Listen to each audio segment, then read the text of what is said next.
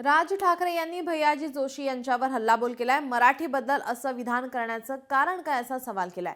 जोशींनी असंच विधान बंगळुरू किंवा चेन्नईत करून दाखवावं।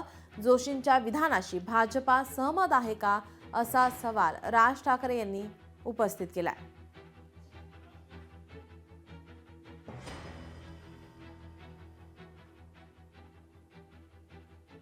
राष्ट्रीय स्वयंसेवक संघाचे माजी सरकार्यवाह भैयाजी जोशी यांनी मुंबईत राहणाऱ्या प्रत्येकाला मराठी येणं गरजेचं नाही असं विधान केल्याचं ऐकलं।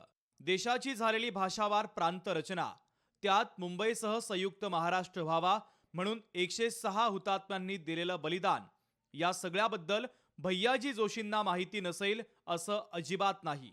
पण कायम महाराष्ट्राबद्दलचं किंवा मराठीबद्दलची अशी विधानं करायची याचं कारण काय?